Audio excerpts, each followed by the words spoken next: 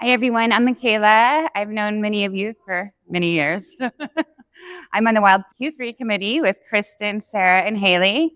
And I also serve on the Wild Mentorship Committee, which officially launched this year. And we're looking for mentees and mentors. So I encourage you to sign up and be a part of it. It's pretty cool. I want to give a special thanks to Visual Interest for hosting and to our 2024 sponsors.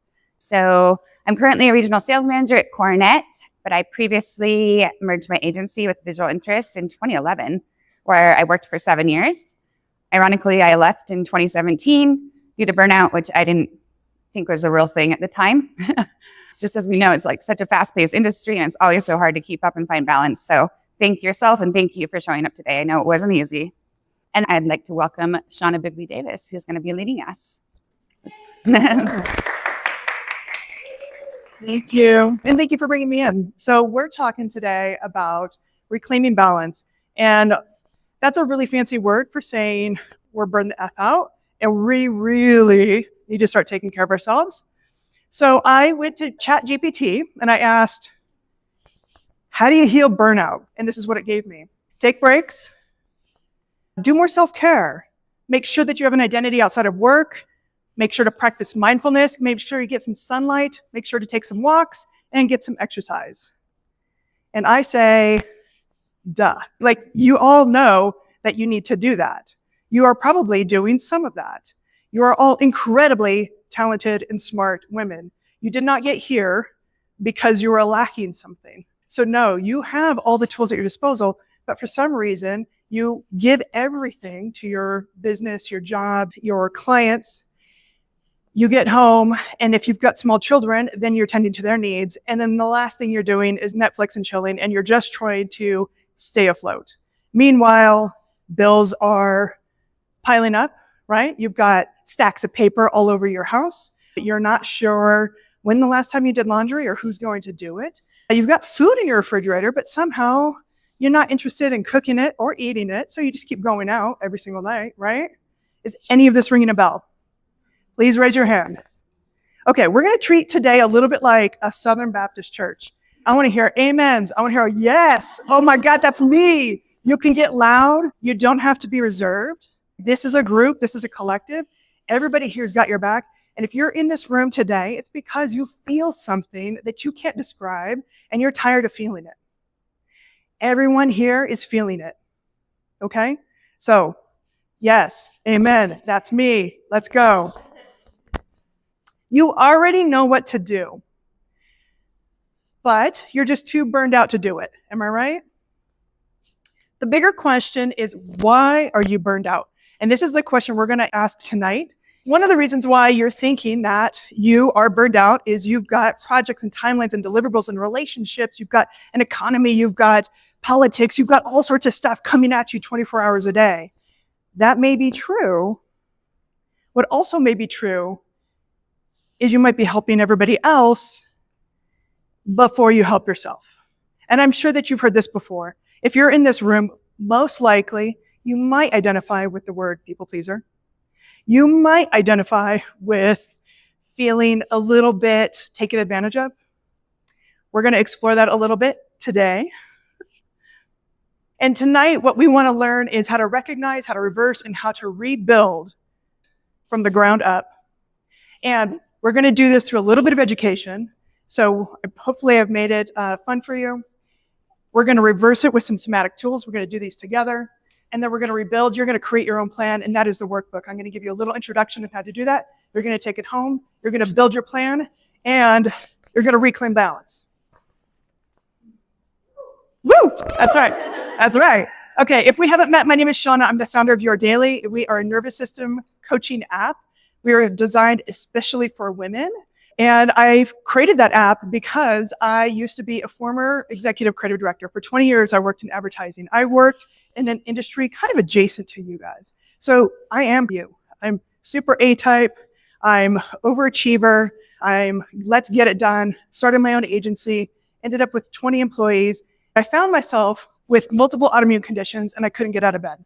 I lost about a third of my hair, couldn't hold a pen, couldn't brush my teeth, y'all. Like, literally, I had to hold the toothbrush with two hands and nod my head a little bit back and forth. Couldn't get out of bed. And the first thing I ask myself is, why? Why and how? How did I get here? And so that is my mission. I sold my agency, and 7 years ago, I went into the rabbit hole. And I came out with somatic trauma therapy credentials, somatic IFS, NLP, CBT, integrative nutrition, and health coaching.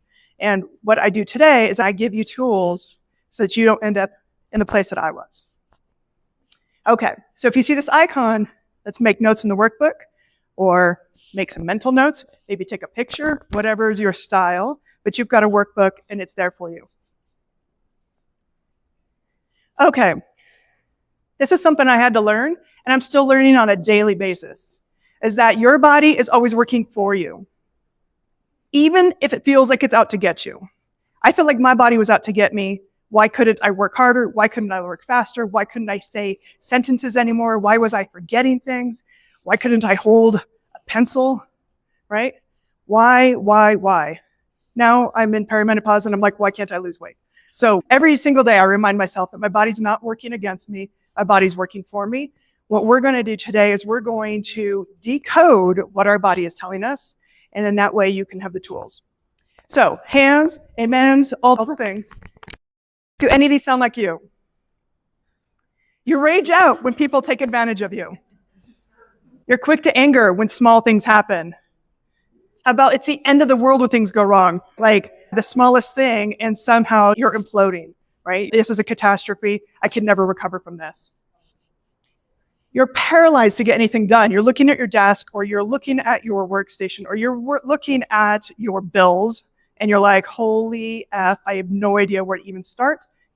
Tomorrow. I'll do that tomorrow. Or you shut down in times of conflict. So somebody's yelling, somebody's screaming, somebody's actually maybe not even raising their voice, but they've got presence and it kind of intimidates you and you withdraw. This, I'm pretty sure y'all feel this right now. You act one way, you feel another. So you're inside, you're angry, you're sad, you're frustrated, and you're just smiling going, how can I help you? What's next? Absolutely, I can get that done for you. No problem. I'm good, thanks. Yeah, it's all good. Okay, so some signs of burnout, some real signs of burnout, like you're deep in burnout. Everyone around you is an idiot. You snap at your loved ones. Lights and sounds and smells, they start to bother you. Everything feels like it's like cranked up to 11.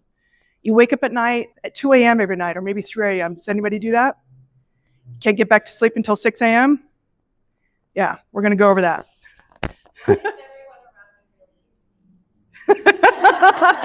You're probably the smartest person in the room.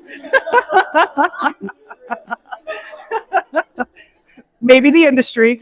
You're constantly bloated. You're forgetting about things. You're exhausted, but you can't rest. You're so tired.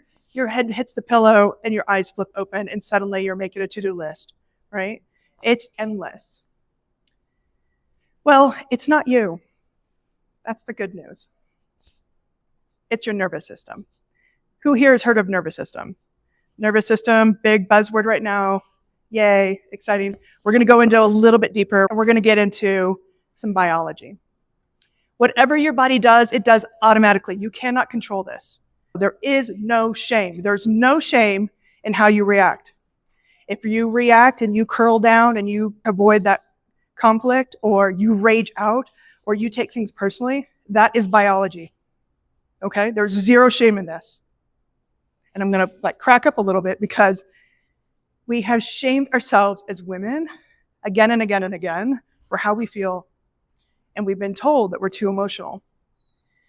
Emotions are important, and we have shoved them down and we've quieted them for so long that we don't know what we feel anymore. And so that's where this conflict is arising. We're going to untangle that tonight.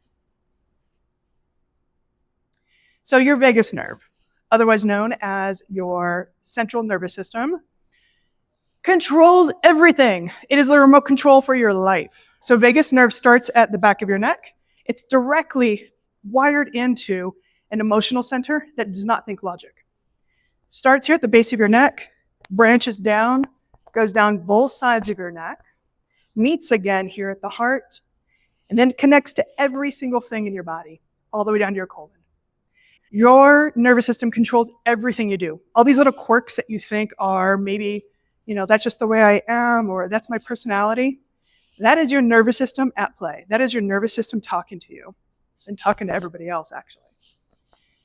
It controls how you think, what you believe, right? What you respond, how you act, how you sleep, how you digest, how you move your body, and more importantly, how it repairs itself. It is possible to repair yourself. I have 4 autoimmune conditions. They are in remission. It is possible to repair yourself. Yay! So how the nervous system works, in a nutshell, is it's always scanning. So think of it like surveillance system. Boop, boop, boop, boop, boop, boop, boop, always looking. And it's looking for things that are safe. Whew, thank goodness I get to live another day. No tigers, lions, and bears are going to come get me. Or it's looking for a threat. Oh my gosh, do I need to drop everything and run away? What do I need to do? Do I need to fight somebody? What do I need to do? And so it's categorizing safe or unsafe, safe or unsafe. It's the entire job of your nervous system. In a nutshell, that's what it does. Yes, it helps you poop and pee and all breathe and whatnot. It is trying to do this every single second of the day. Am I safe? Am I not safe? And when it senses any amount of danger, it cues a response. We all know that, right? You get flooded immediately with a stress cocktail. You get norepinephrine, you get adrenaline, you get cortisol, you get like all the goodies. And the reason why is because it wants you to do something. This is where it gets a little bit complicated in our modern life. Where the hell are we going to go when someone's yelling at us in email? Where are we going to go when my phone is blowing up with 500 things that I need to look at? Our body sees that as a stress response. So how do we work with that? First, you have to understand what the 3 stages of stress are. So we've always talked about like, oh, I'm stressed. You need a little bit more downtime. It's because you're stressed. Stress kind of gets lumped into this like great big thing over here just called stress. We're going to break it down so you understand it a little bit better, because I guarantee you're stuck in one of these 3 phases: alert, resistance, or exhaustion. Once we understand this, and once you understand this, then you can start to unwind it. Alert, we just talked about that. That's, whew, my body just sensed something, I smelled something, somebody came at me, car in front of me jerked, and I had to respond. My boss wants something immediately, my client asked for a revision, I forgot to pay my bills and my lights are getting turned off, whatever that thing is, that's an alert. This alert is meant to last 1 hour. So all of those stress hormone cocktails that you get, that cortisol, that adrenaline, your body says, you need this for 1 hour. That's all you need it for. 1 hour, you're good. After that, we move into something called the resistance phase, because your body is so stinking smart. So stinking smart. It says wherever there was an alert, I guarantee there's another one right behind it. And so what it does is, even though cortisol and the adrenaline only last for about an hour, it starts to relax the body, but it only does it 80%.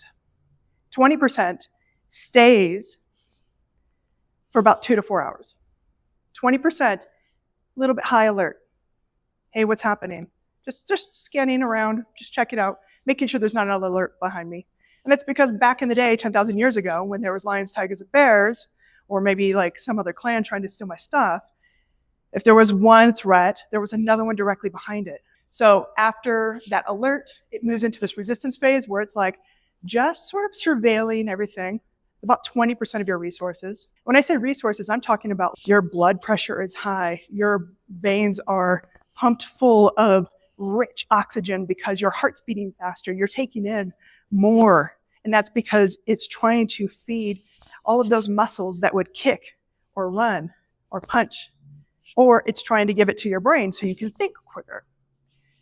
In the modern world, we have hijacked this and we're like, I need to get that presentation done. So I am going to pull myself into an alert by procrastinating to the very last second so I can get that adrenaline boost, right? Woo! And what's supposed to happen is after that presentation is done and you've actually relaxed a little bit, you're supposed to hit something called recovery. And you go back into rest and digest. You chill, quiet, serene, still responsive. You're not like dead on the couch, exhausted. No, you're back to being your normal self. You've got good feelings, but you're in rest and digest. The thing is, we don't do that because this is modern life. It's hijacking us constantly. So we get stuck in this alert resistance cycle of death. If we bypass the recovery, we just blow past recovery, we go into the exhaustion phase. How long can we stay in the resistance phase before we hit exhaustion? Any guesses? Who's got 72 hours? Who says 72 hours? Who says 2 weeks? Who says 3 months? How about 10 years? Your body can stay in a resistance phase for 10 years. What does exhaustion phase look like? It looks like sleep disorders, reduced performance, concentration and memory problems. What's that word? I can't remember where I left my keys. Aches, pains, irritability, anxiety, depression, substance abuse. That was me. I was eating, 12 to 18 Advil a day, the high prescription ones, and then drinking about, a fifth of whiskey a night to try and numb the pain. I'll tell you, it didn't work. So I ask you, are you lazy? Which I know you say you are, because on the weekends you're not getting up and doing the things you want to do, because you're not performing at your best, because you're not going the extra mile anymore. I ask you, are you lazy, or are you stuck in the exhaustion phase? Hands up. Who's in the exhaustion phase? Thank you, ladies. Tonight, we're all about turning off that alarm before it gets out of control. We can do that. So yes, it is our biology. Yes, our body says, I'm going to react the way I want to react. We have a little bit of control on, hey, I know this is an alarm. I'm about to hit the resistance phase. I know how to pull myself back. We don't care about the alarm. There's no shame in that. Our body does the thing it does. We're worried about the resistance phase. We're trying to take ourselves out of that resistance phase, back to that recovery zone. So for this, we need to know about the window of tolerance. Anyone know about the window of tolerance? No? Okay. Very quickly, it is, imagine kind of a rough ladder. In this middle here, you want to be regulated. This is where we're calm, cool, collected. This is where we can think. This is where we've got joy. This is where we can play. I remember when my daughter was very young, and she wanted me to play with her, and I just was like, it was so mind-numbing. I was like, what do you mean you want me to play? I just couldn't play. There was no play to be had because I was so stuck in exhaustion zone. If you cannot access joy, if you cannot access play, you are definitely in that exhaustion zone. So this is where we feel good in our body, feel good in our life. This group, I think, probably lives here a lot. And this is anxiety zone. This is where I can't calm down. This is where I'm running all the time. The squirrels are loose. Right, they're just going.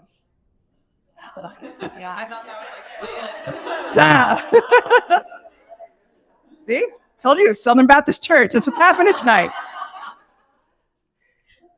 So in this area, this is where we call it I'm anxious or I have anxiety. This is where maybe we overreact. This is where we have really unproductive problem solving. At the very bottom, we have something called shutting down. This is where just basically I'm collapsing into myself. I feel numb. I don't feel anything. I don't feel anger. I don't feel joy. I don't feel happiness. I don't feel anything. This is where I'm just sort of whatever you say. I don't care. Or perhaps you can't get out of bed. That's not this group. Now, the tools you need to move from anxious down into regulated are not the same as if you're shut down and want to feel good. So many times you're anxious. You're I just want to jump out of my skin. And everyone's like, go to a breath class, go to yoga. And then you end up worse. And the reason why is because that is activating the breath. You are already up. You need to come down, friend, right? So we're working at things like slower breathing, chilling. We're looking at mindfulness, grounding exercise, putting our feet on the ground, on the earth. Now, if I'm depressed, lethargic, unmotivated, I'm numb, that's where I need to get some energy in my body. We need to juice it up a little bit. So you can see, if I'm already juiced up, doing this some more, it's not going to work. That's actually going to make me more antsy. But because you are incredibly motivated women, I guarantee you're hitting those classes.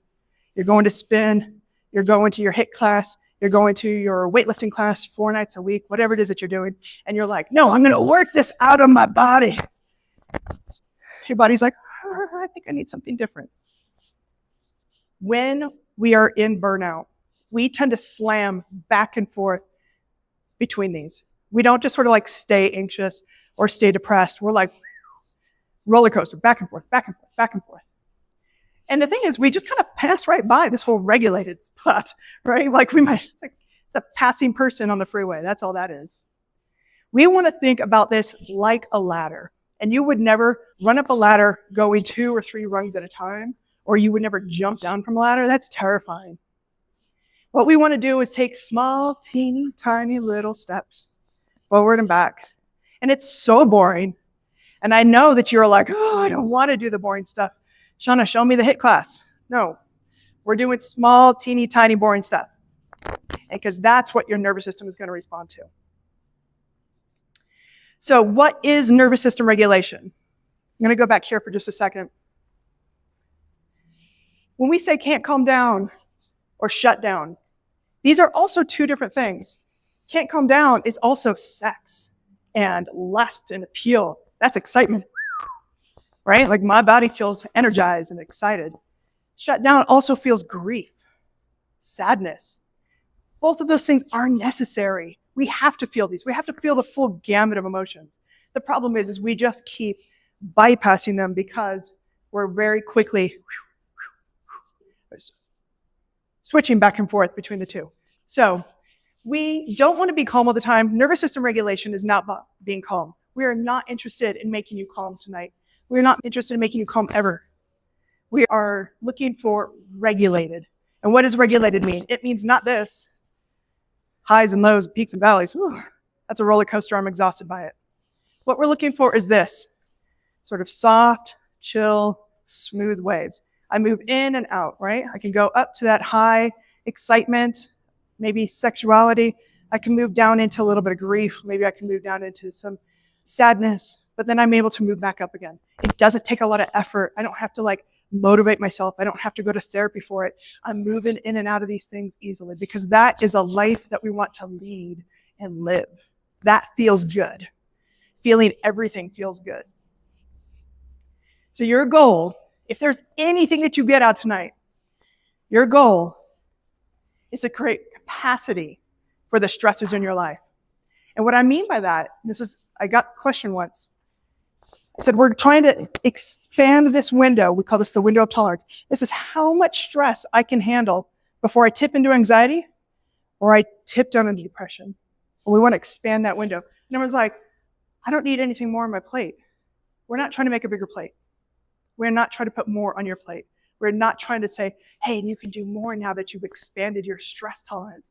What I'm saying is we've expanded your stress tolerance that you're moving in and out, really kind of chill, and everything is flowing. Does that make sense? Amen. Can I get an amen? Let's talk about those 5 F's. You've probably heard a lot about fight or flight, maybe recently about some freeze. We're going to go into 2 more called fold and fawn. So this one, a few of you raised your hands. What state of your nervous system do you think this is? Just shout it out. Fight, right? You're raging out. You're trying to protect yourself. What the F, man? Like, why are you trying to cut me off? Why do you think that you're better than I am? I'm trying to stake my claim. I'm fighting you. What about quick to anger? Also fight. That's right. Quick to anger, you're defending yourself. Come on, my space. End of the world when things go wrong. Flight? Yes. Okay, so this is flight. And this was a little confusing for me when I first learned about the nervous system. Because I was like, no, this feels like fight to me. Like, it's the end of the world. Like, I want to fight about it. No, it's the end of the world. I'm about to get in trouble and I got to get the F out of here. Like, someone's going to blame me and I've got to run. A lot of us feel this as women, especially because maybe we had an overbearing parent or we had an overbearing teacher or somebody who was shaming us into conforming, we feel a lot of flight. Paralyzed to get anything done. Freeze. Yes, you guys are such good students. I love it. Freeze. This is exactly what it sounds like. If you were in the animal world, you're like, they don't see me. I'm a bunny. I'm just camouflaged. Maybe the bad thing will go away. What about shutting down in times of conflict? Fold. Yes. So this is fold. You're collapsing, right? Think about folding over. What are you protecting? You're protecting your heart. You're protecting your chest. You're protecting your belly. These are all internal soft organs. Your body's doing that intuitively. Folding over. It feels like it has zero chance in the world to win. And because it has zero chance in the world to win, you just collapse. Fight, you feel like you've got a chance to win.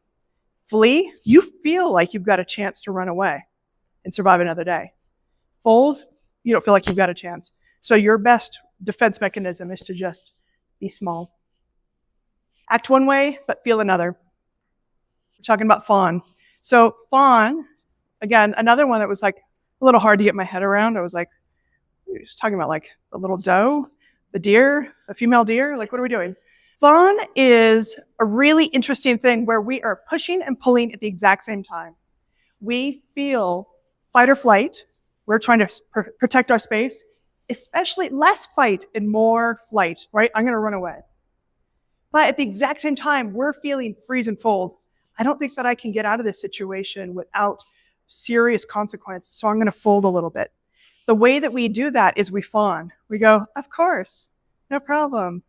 Sure, it's all good. And we smile, we put on a different face, but we feel a different way inside. It's very confusing for our biology because our biology just wants to be true. But we've got this really sophisticated machine right up here that's mucking things up, and it's creating fawn. It's also creating something called functional freeze. This is where you're still getting shit done, but just barely. And it ain't nothing for yourself. You could give it all to somebody else. I barely have any energy for myself. In this room, fawn,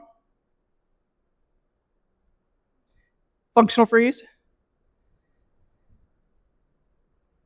fight, flight. Phew, okay. All right, I rarely see that. All right. Love it. Freeze, fold. Okay, a little bit of everything. Yeah, so you can be both, right? And that's fawn and functional freeze. This is basically where we are pushing and pulling at the same time. I'm pushing because I feel like I'm getting, stepped on, but I tend to do that internally and I don't really tell you about it. But inside I'm angry, or inside I feel like I've been stepped on. Okay. This is where we're going to get to the goodies. This is where so education is done. Education is finished. Your biology class is done. Do we understand what's happening in our bodies? Yes. Okay. Let's move on to how do we fix it? So this video here, by the way, if you are animal sensitive, this impala makes it. There's no blood. A cheetah has gone and tried to attack this impala. The cheetah's mouth is around its neck for a long while.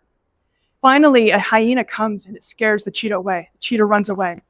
The impala is now sitting here. It has escaped the throes of death. So what is it doing? It's breathing. It's putting its body back online. So when we're talking about that, the alert resistance phase, I'm going to go back online. You're watching this in real time. So what happens is now is the animal is shaking. This is an animal response that we have, well, mammals have. And we as humans have lost this ability, and we don't know if we were trained out of that ability. Maybe it's still there, or maybe humans are just slightly different and we don't have that ability. But every mammal has the ability to shake. And when it shakes off the trauma. Animals are hunted every single hour of the day.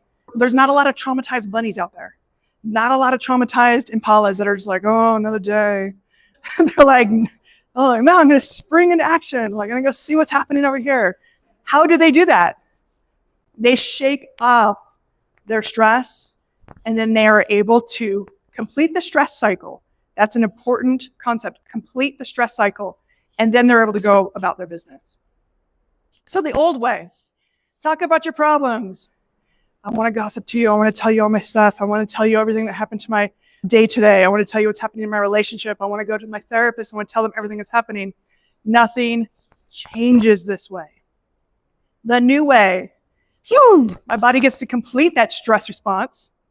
I get to feel those feelings. I get to act them out. I get to shake. I get to punch. I get to kick. I get to do whatever I need to do.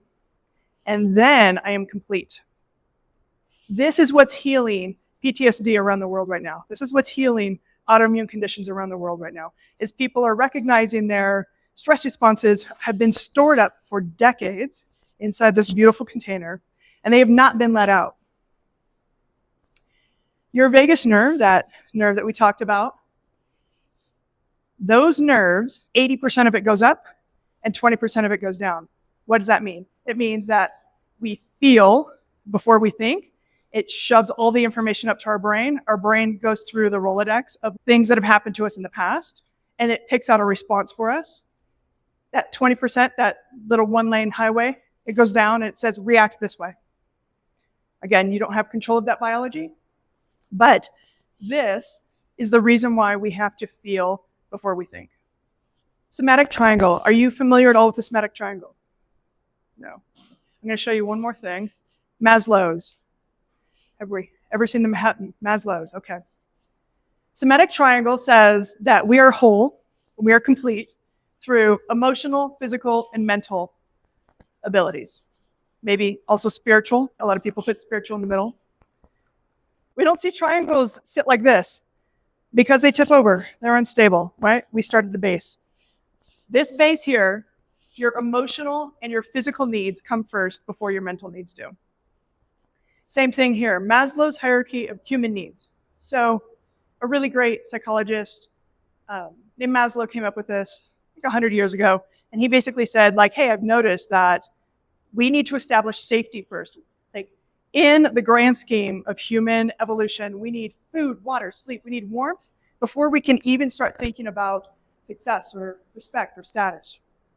This pyramid grows on each other. So I need my physiological needs met first. I need shelter. Then I need my safety needs met. I need to feel safe. I need to feel secure. I need to have good health. I need to feel stable. That means money coming in, or maybe that means like a partner who loves me. Sorry, this is partner who loves me, belonging and love. Only then, once we have these things, can we start working on this. This self-actualization in the world, especially of self-help and internet therapy and real therapy and TikTok therapy, we're always trying to work on our mindset. We're always trying to work on making things better. If I just change my beliefs about myself, then I can make things better. My world will change. We are looking at it from that inverted triangle. We cannot do that because we haven't met our physiological and our safety needs, especially if you were one of those women who raised your hands and you said that I'm in that fawn or I'm in that functional freeze. Your safety needs are not met, period. So we're working on our beliefs all day long, skipping the foundational stuff. So our pyramid is inverted, and it's tipping over, and it's wobbly, and it takes up a lot of space in our mind because we're trying to balance all that. So how do we work on some of these things? We can do some somatic movements. We can get sunlight. We can get good food, warmth, heavy blankets. I love myself a heavy blanket. That makes me feel good. Comfortable environment. If we think about going back to this emotional and physical, this is a somatic hierarchy, right? This is what makes us a whole person. These two things are at the bottom. These two things are at the bottom. Now we can move up to belonging and love. So now we can start to talk about our emotional state. This is resolution of feelings. This is talking to somebody and not feeling like you're going to be disrespected, or maybe actually they're hearing you, listening to you. This is feeling your full range of emotions. This is connecting to others. This is even tapping into spirituality, if you're spiritual. Only once we have those things in place can we go to self-actualization. And that's when we're talking about journaling and reframing and meditation. But so often we are taught If you're stressed out, if you're burned out, if you're exhausted, go journal. If you're tired and you're not getting shit done, reframe what's happening to you. You need to change your beliefs. You need to manifest more. Oh my God. Manifestation. I love me some manifestation, but if you do not have that emotional and physical space rooted, like, what's that? Chakra root. Rooted. If this is not rooted, that stuff is doing nothing for you. Can I get an amen? Amen. Okay. So top down, you've heard of some of these things before. We call them top down. So basically, we're starting with the mind, we're working down. And this is talk therapy or CBT. This is group and community therapy, guided imagery, meditation, prayer, hypnosis. Basically, if it involves your brain, this is a top-down therapy. These are wonderful therapies. I am not poo-pooing these. I do these on a daily basis. I love them. This is not where we're starting. We are starting here. If you are burned out, if you are here today, as you said before, when you first started this workshop, this is where we're starting. We're starting bottom up, y'all. Somatic movements, bilateral stimulation. And what that means is I'm tapping on both sides of my body and I'm engaging both parts of my brain. If both parts of my brain are engaged, I cannot be in fight or flight. So doing some somatic movements like this really work. Meditative hobbies like gardening, sewing, cooking. What do these things have in common? I'm using my hands. I'm using my body. I'm putting my hands in fiber. I'm putting my hands in soil. I'm reconnecting to nature. Binaural beats. Does anyone listen to binaural beats? Fantastic tool. Again, because the way they work is it is a frequency in one ear and a different frequency in another ear. Your brain interprets a third frequency. Because it has to use both parts of your brain to do that, again, we're taking ourselves out of fight or flight. So anything that has to do with the body, acupuncture, tai chi, yoga, biofeedback, these are all bottom-up therapies. So what happens if, this is really wonderful, Shauna, tomorrow I've got a presentation due or I've got a client that's breathing down my neck. I can't get my coworker to finish their part of the project. Oh my God, I want to go in the back and like scream a fit. What can you do for your body? Here are 4 things we're going to practice together right now. They are quick, they're easy, they're less than 30 seconds. These are things you can do at your desk. You can do them in a car. You can do them in the bathroom. You can do them wherever you want. So physiological sigh, let's start there. You have done this a million times in your life and you didn't know it. Physiological sigh is when you're trying to stop yourself from crying. And it goes like this. How many times have you done that?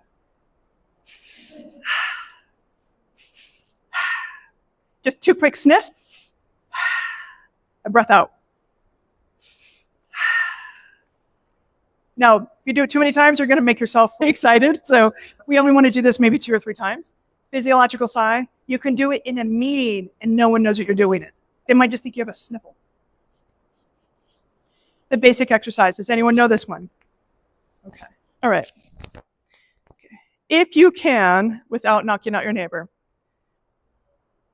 take your hands and put them behind your neck. Again, I'm in a meeting. I kind of look like I'm just maybe stretching. Like dudes do this all the time, right? Like I can do this. Okay. We're going to lean, and you're going to lean with me. We're not going to do this. Okay. I don't know who you are already yawning, but it's fantastic.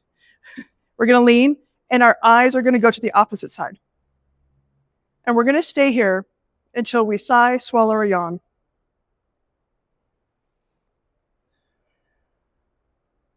If you didn't do it right now, that's okay. It can take up to a minute, especially if you're in a high stress response or if you're already chill. And then we're going to do the other side.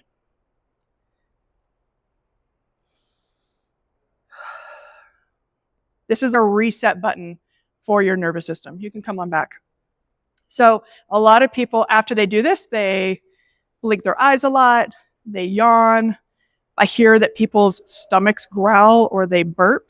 And the reason why is because you've gone into rest and digest. Your digestion, which has been offline, however long you've been stressed, finally came back online.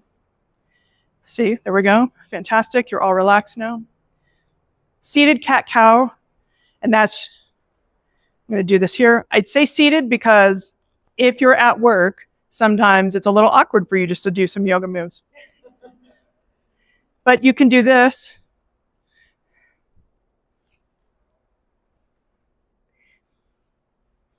Get in a little bit of flexion in that spine.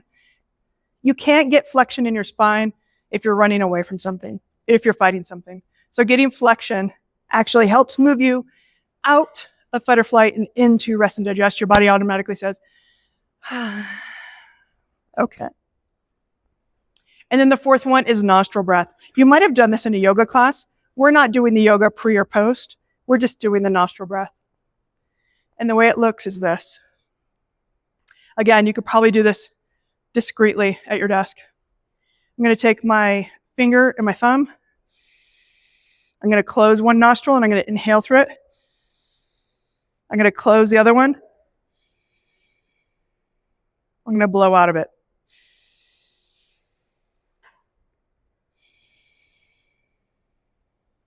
You can do this just a couple moments, 30 seconds. Helps calm you down. The slower that you can breathe out, the better. So inhale can be sharp if you need it to be. The exhale is twice as long. We're trying to get into that chill flow state. It's going to get there. These are your emergency shutoff valves, right? So these are your immediate tools if I just feel like I am about to slam my car into somebody else because they've cut me off for the 5th time and I'm done with them. Okay, I'm just going to sit here in my car and maybe do some nostril breathing. Or maybe I'm going to do the physiological sigh. Okay? So what, again, we're going back to is we're not trying to stop that immediate alarm that we get. We're trying to deal with that resistance phase, get ourselves back into rest and digest.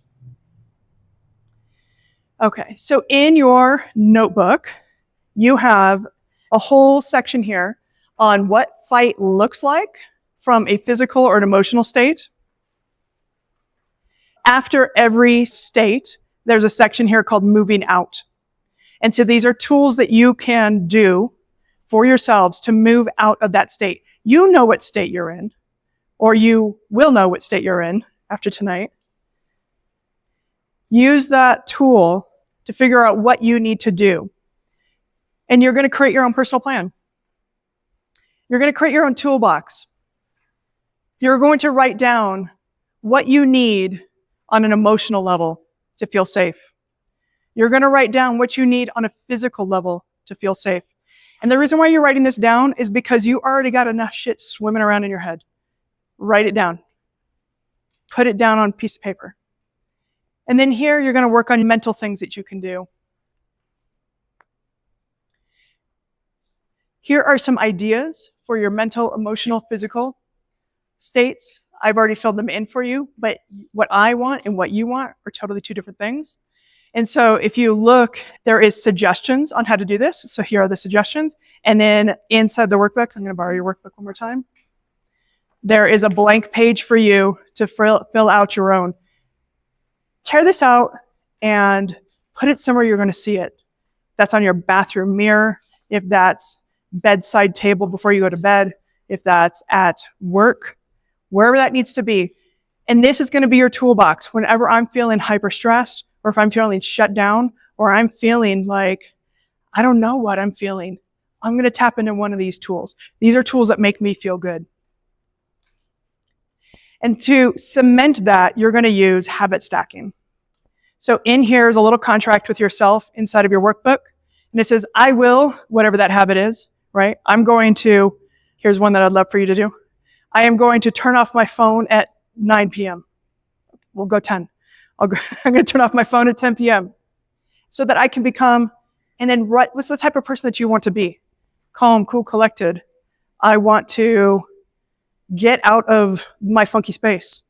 I want to become somebody who works out, but I'm too tired to do it right now.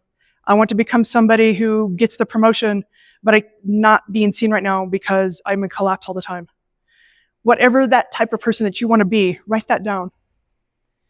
So that contract is in there with yourself. Here's one. I'm going to vagal tone and tree shake. Tree shake looks like this.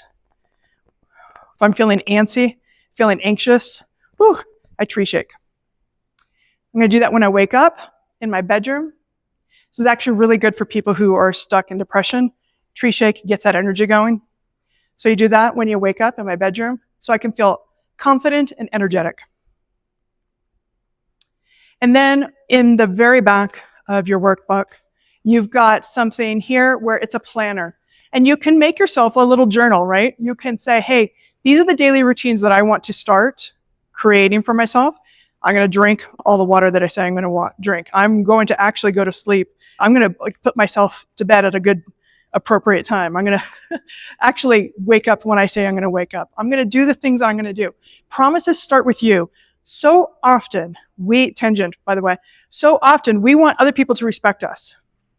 And they don't respect us because we don't respect ourselves. And they can see it a mile away, so they continue to walk all over our boundaries. You're like, no, I put my boundaries down. They continue to walk over them because you don't respect yourself. This is how we learn how to respect ourselves. We keep one tiny promise a day to ourselves.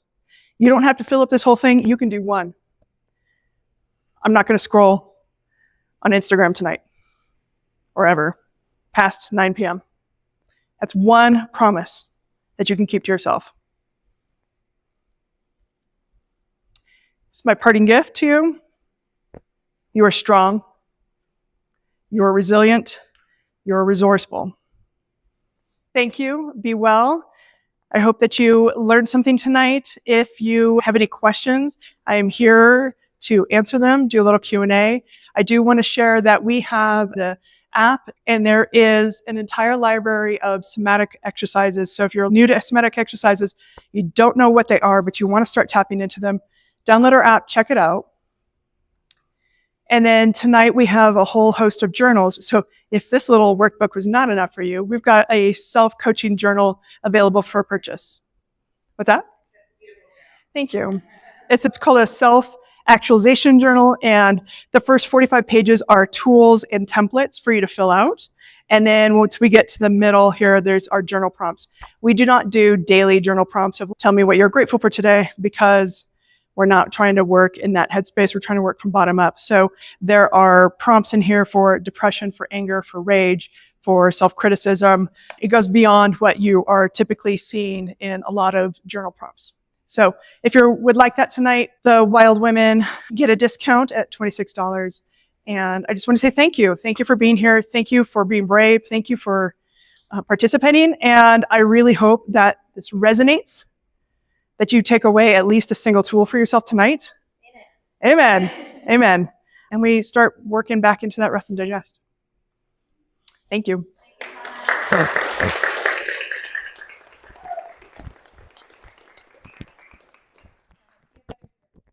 I suggest that we practice these 4 times a day, non-negotiable. Usually you pick one movement that you're going to do, and I'm going to do it 4 times a day. And I'm going to do it when I first wake up, before I eat lunch, before I eat dinner, before I go to bed. And the reason why, and that's 4 times a day, we're talking like 30 seconds. So put an alarm on. And then what happens is your body starts to automatically reach for that tool, especially if we build the muscle. So if you go to the gym and you haven't been to the gym ever, or you haven't been to the gym in 2 years, and you walk over to the 50-pound weight, it's going to feel like a struggle. Right? We're taking ourselves to the emotional gym. We're walking over, we're taking up like that 5-pound weight. So practicing a move for 30 seconds, 4 times a day, this is us doing a 5-pound weight. And I guarantee you can do it 4 times a day. Now, the reason why morning, before lunch, before dinner, and then before bed is when we first wake up, we want to stay relaxed. Sometimes, actually, it's hilarious, we can actually sleep stressed. You're like, oh, I don't feel very restful. It's because you slept stressed. Your body didn't get a chance to like truly repair itself because it was listening and out for danger. Before you eat both lunch and dinner, the reason why I want to do it then is because your body, if you're in a stress state, especially if you work in a high-paced environment, your digestion is probably offline. You do not want to dump food into a system that is offline. So we want to take it back online, right? So we'll do it then. Same thing before dinner. And then just before I go to bed, so I actually have restful sleep so that I can wake up feeling rejuvenated. Does that make sense? It does. And if it's already planned in, then even if I'm still spinning as I go to lunch, I at least now have something to interrupt Yeah. You don't have to remember. And then what happens is, and I thought, honestly, I really, really thought it was BS when somebody told me that too, right? I was like, whatever.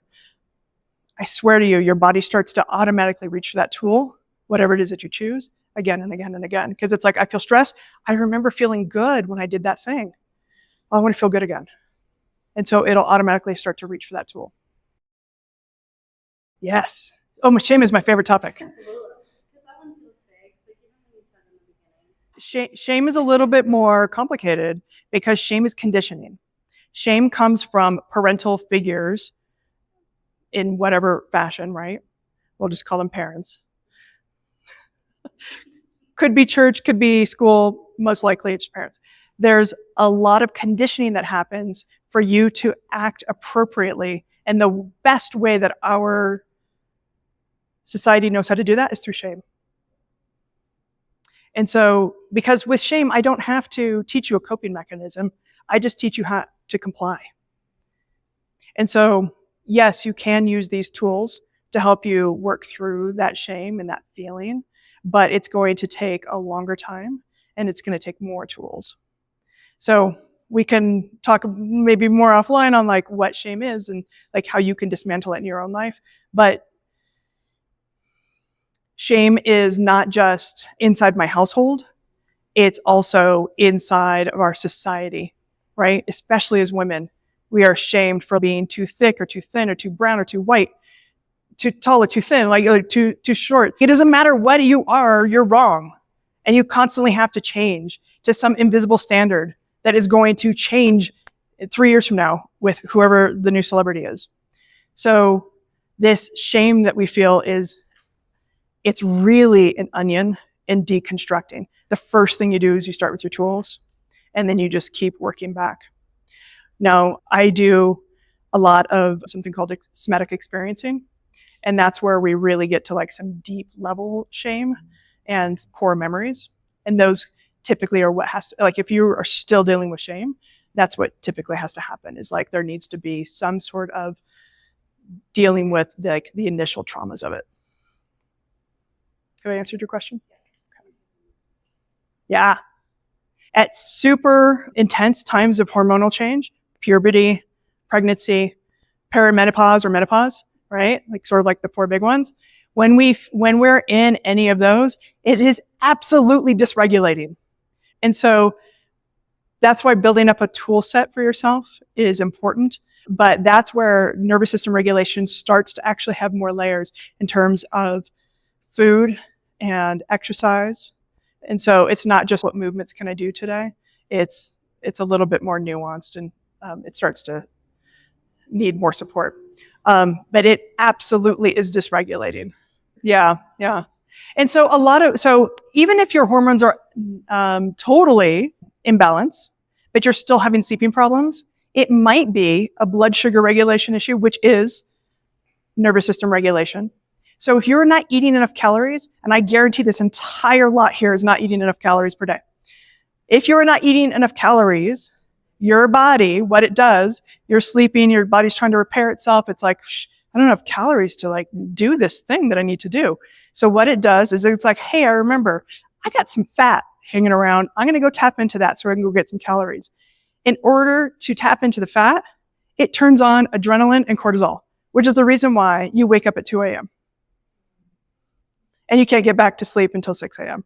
because that adrenaline lasts that 2 to 4 hours, right?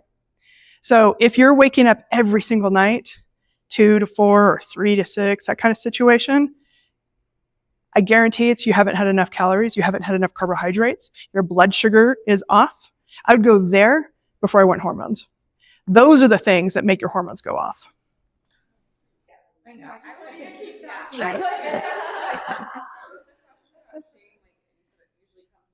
Oh, in your children? How many people heard this from their parents? Are you going to wear that? Questioning everything that they do. Are you sure you want to eat that? Are you sure you want to play with that person? Are you sure you want to hang out with that person? Are you sure you want to do that today? Asking questions while we think we're empowering them, we're actually slightly shaming them. This is not quite the same shame as like, you are not doing a good job and you're a bad person. But these are like little erasures of somebody who's like, shit, I don't know what I like. I thought I liked this outfit, but I guess I don't, right? So constantly questioning our children as opposed to just like letting them tell us. Now, I'm not a child psychologist. It's not totally my wheelhouse, but these are like little things that you can look out for. And then it's just conditioning. Like, make sure that you say please and thank you. Those are niceties, right? You're trying to teach your children, but you're like, now I want you to go up and hug Haley. Well, like, and if you don't, then you don't want people to think that you're bad, do you? You don't want people to think that you're stubborn, or you don't want people to think whatever. Like, those little things start to instill shame. Yeah, because you go against your own biology. You're like, that's uncomfortable. Yeah, because they're not safe. Those people are not safe. I have a question for you. How many of you grew up in this country? Everybody. Okay, here's the other question. How many of you grew up outside of this country? Okay. So outside of the country, we see a lot more shame, a lot more social conditioning, right? Like women should do something, and like men have more masculinity and machismo and things like that. We see a lot more shame happening in those cultures. But we have it here. It's like, it's insidious. It's quiet. And if you listen, it's there. Okay. Yeah.